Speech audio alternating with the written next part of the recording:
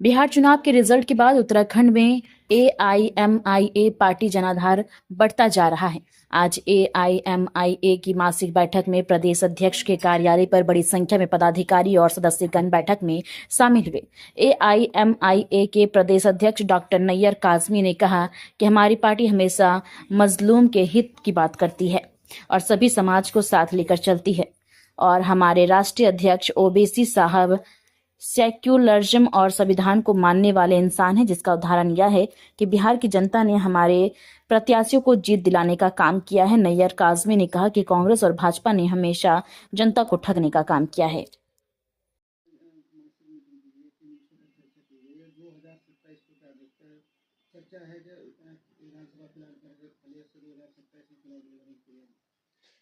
देखिए, ये हमारी पार्टी की मासिक बैठक है। इस बैठक के अंदर हमारे संगठन के तमाम पदाधिकारी मौजूद रहते हैं। हर विधानसभा के अलग अलग विधानसभाओं की हमारी मीटिंग होती है। हमारे जिला अध्यक्ष साहब और ज़िले के तमाम जिम्मेदार साथियों ने, जिला सचिव साहब और पार्टी के तमाम जिम्मेदार साथियों ने मुझे भी यहाँ मुख्य अतिथि के रूप में बुलाया आज अपनी मासिक बैठक में। तो मैं भी इनकी मीटिंग में हाजिर हुआ हूँ और इसमें हम समीक्षा करते हैं अपने संगठन की। इसमें हम बात करते हैं अपने संगठन को मजबूत करने की और पार्टी को आगे बढ़ाने की। और जहाँ तक सवाल आपने पूछा कलियर विधानसभा से चुनाव लड़ने का, जिस भी विधानसभा में पार्टी का संगठन पूरी तरह से मजबूत होगा और हमारे पास पार्टी के राष्ट्रीय अध्यक्ष जनाब बैरिस्टर असदुद्दीन ओवैसी साहब जहाँ जिस सीट पर भी वो हुक्म करेंगे उन सीटों पर चुनाव ज़रूर लड़ा जाएगा। बिल्कुल लड़ाया जाएगा। मैंने आपसे कहा जहाँ जहाँ संगठन मजबूत होगा और हमारे राष्ट्रीय अध्यक्ष आदेश होगा वहाँ पर चुनाव ज़रूर लड़ा जाएगा। बिहार का परिणाम चौंकाने वाला परिणाम था और पूरे देश के लोगों के आंखों से एक पर्दा हटा। जो लोग सेकुलरिज्म के नाम पर वोट मांग रहे थे वही लोग कम्युनल होकर सेकुलरिज्म के पीछे पड़ गए थे।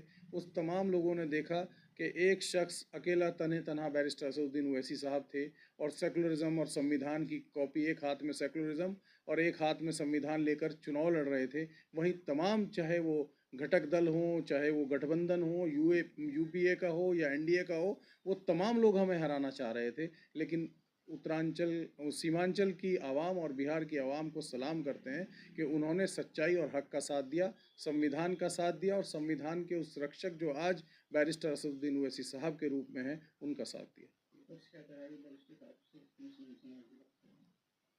देखिए, ये आरोप तो पुराना हो गया हमारे समाज से। इस हरिद्वार के ज़िला हरिद्वार के अंदर, उत्तराखंड के अंदर हमारे जो 2 ज़िला पंचायत चुनाव जीत के आई हमारी 2 बहनें, वो महिला हैं और गैर मुस्लिम हैं, मुसलमान नहीं हैं, और मजलिस के सिंबल से वो चुनाव जीत कर उसमें ज़िला पंचायत में पहुंची यहाँ पर।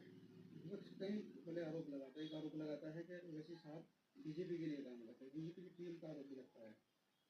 देखिए, यही तो मैंने अभी बताया आपसे कि बिहार में ये जो पर्दा था लोगों की नज़रों पर जो डाल रखा था सेकुलर पार्टी ने, सो कॉल्ड सेकुलर जो हैं, उन लोगों ने जो पर्दा डाल रखा था वो हट गया और लोगों को एहसास हो गया कि नहीं, ओवैसी साहब एक सच्चे देश के सच्चे सिपाही हैं और सच्चे संविधान को मानने वाले हैं और सच्चाई के साथ देने वाले हैं। उन तमाम चीज़ों को बिहार के चुनाव ने लोगों को के सामने आईना बनाकर पेश किया है। कांग्रेस भी मुस्लिम हित की बात करती है।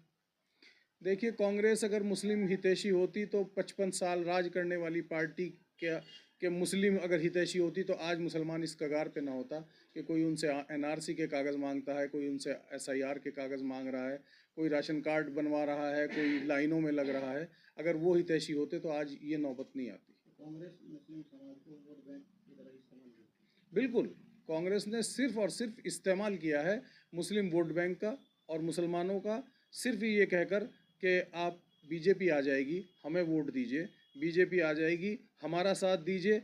बीजेपी को वो रोक नहीं पाए और बीजेपी आज है और वो रोक नहीं पा रहे हैं। इसलिए हमें अब अपनी सियासत और अपनी क़यादत की बात करनी है। मजलिस इत्तेहादुल मुस्लिमीन अपनी क़यादत को लेकर आगे बढ़ेगी। यकीनन उत्तराखंड में मजबूत हो रही है। उत्तराखंड की अलग अलग विधानसभाओं में, कुमाऊं मंडल, गढ़वाल मंडल, दोनों मंडलों में हमारी पार्टी ऑल इंडिया मजलिस इत्तेहादुल मुस्लिमीन मजबूती की तरफ। उत्तराखंड में 2027 विधानसभा के चुनाव अपने बल पर लड़ेंगे या किसी के साथ? देखिए, दरवाजे सबके लिए खुले हैं। अगर गठबंधन की कोई बात होगी तो ज़रूर आपको इत्तला दी जाएगी।